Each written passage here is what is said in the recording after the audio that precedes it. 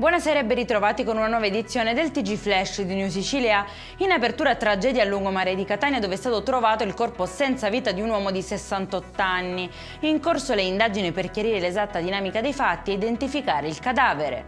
Il Policlinico di Messina dovrà risarcire oltre €500.000 ai familiari di un paziente morto per un'infezione contratta in ospedale.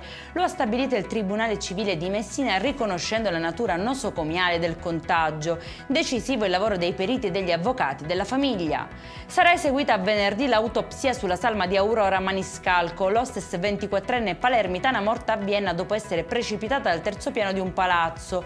L'incarico è stato affidato dalla Procura di Palermo ai medici legali del Policlinico. Indagato come atto dovuto il fidanzato per istigazione al suicidio.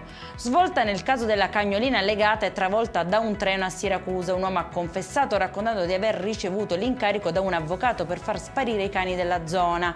Il testimone ha fornito inoltre nomi e dettagli dei due presunti esecutori. La comunità è sotto shock, le associazioni animaliste chiedono giustizia e intanto sui muri della città sono apparsi manifesti con volti e nomi dei responsabili, segno della rabbia popolare.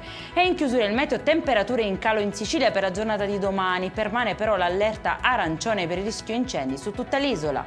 Per questa edizione è tutto, prossimo appuntamento domani alle 13:30. Buona serata!